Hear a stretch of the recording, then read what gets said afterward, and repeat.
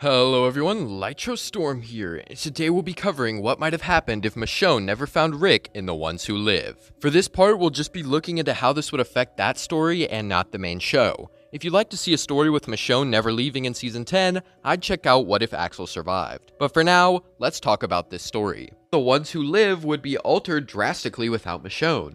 For starters, she would never help Bailey and Aiden, so they'd likely die. This means Nat would leave the Nomads going off on his own. Because of this, he'd either die if found by the CRM, or just be roaming alone forever. But he'd never cross paths with the helicopter Okafor and Rick were in, meaning Okafor survives. This also means the part of Rick that actually wants to change the CRM from the inside survives too. Rick never gets confronted by Cjbeards either, and Thorne doesn't get a promotion. Okafor sticking around would mean Rick isn't sent to Thorne's spot when she gets promoted, since she isn't. I also think Thorne would be much more put together and not doubting everything as much since Okafor is alive. Both Rick and Thorne would eventually be promoted, leading to Rick getting the echelon briefing.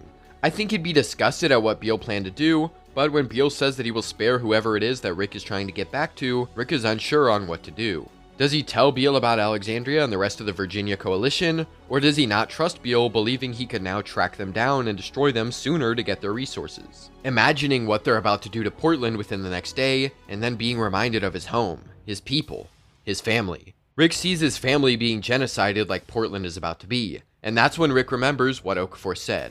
Swear on the sword, don't hesitate. He realizes that Okafor knew about this plan and wanted to stop it. So Rick takes the chance to kill Major General Beale. After doing this, Rick meets back up with Okafor and Okafor knows it's done. Rick was able to do it. But that's not the end. They still have to get rid of the weaponry that's about to be used, and that fight, it's gonna be tough. Okafor admits that he isn't 100% sure on Thorne anymore, as she seems too corrupted by the CRM. It might be best that just he and Rick head off to do this alone. But just as they're about to leave, Jada steps forward, smiling as she aims a gun at the both of them. She smugly tells Rick hello, and Okafor tells Cjbeards to stand down. He outranks her, so that's an order. But Cjbeards calls out the hypocrisy of trying to stop the CRM and then use its own power system as a weapon against it. Rick tries to reason with Cjbeards, but she's obviously not hearing it. She says that she won't let them stop the plan, as it's what she's devoted to now, the greater good. She's gonna get them to Beale, and she can't save Rick again this time. Okafor tells Cjbeards that Beale is dead, and she is kind of taken aback by this. During her surprise, a soldier walks up to Cjbeards to tell something to her, and Okafor demands he aim his weapon at Cjbeards. Again, he outranks her, so Cjbeards is forced to turn and shoot the confused soldier.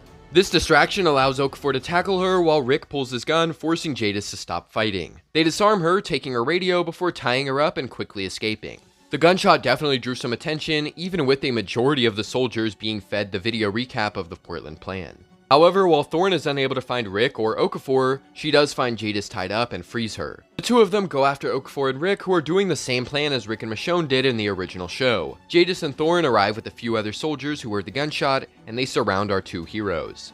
They already know Beale is dead, so they just demand Rick and Okafor go back to undo whatever they just did. But the two just run away at the last second, being shot at by the other soldiers. Okafor is hit, but the bombs go off, wiping out the military. Cjbeards and Thorne each have the two gas masks, which means Rick and Okafor don't have much in the way of defending themselves. Luckily, Rick was able to make do with covering his face in the original version. Okafor goes after Cjbeards and Thorne, with him being killed after fatally injuring Cjbeards. Rick does the grenade thing with the walkers, miraculously surviving. Thorne sees the death of all of her idols and all of the military, refusing to kill Rick as well, and the two are able to survive together after this. She realizes that Okafor may have been right, even if she's not fully on board with that, since she hasn't met Michonne or been pushed by Rick.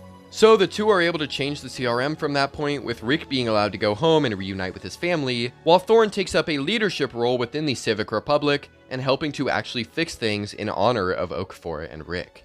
I do actually like being able to look into The Ones Who Live and create a new weird version of the story that follows some of the same plot events, but with Okafor being more prominent. One theory that was interesting when I was rewatching The Ones Who Live is that Okafor may have planned to overthrow Beale the entire time using Rick. His statement to Rick about swearing on the sword and not letting it take could easily just be seen as, him agreeing to Beale's plan and then going along with it and changing the CR later, but I feel like it makes more sense with the themes that what he was saying by swear on the sword meant to use the sword and take out Beal, not hesitating. I mean, just keep in mind that the Portland assault was literally the next day after Rick met with Beal. So if they were really planning to change the CRM from the inside, you'd think they'd want to do it before the genocide. But that's just my interpretation of how things would go without Michonne. Maybe in your version without Michonne, maybe Okafor is kind of just too moderate to really change things before something huge actually happens. I mean, to be fair, he did go along with the bombings of Atlanta and Los Angeles. But yeah, guys, that is the end of the story. As always, a huge shout out to our members from the Walker tier, all of which are on screen now. We also have the Survivor tier, Davisville 84, Aiden Kearns, Chief Strato Constituent, and Tifu A. And lastly, our Christian Man tier, Willie, Zombie Warlord, Very Classy Demon, 23 Days Later, Helio Pelio, Coda Cole, Bad Opinion, Bashua, and Octavio Monreal. If you want to become a member and get access to awesome perks like early videos and priority comment replies, then definitely make sure you do so using the link in the description. But as always, tell me if you like this series, comment your requests for future videos, and subscribe.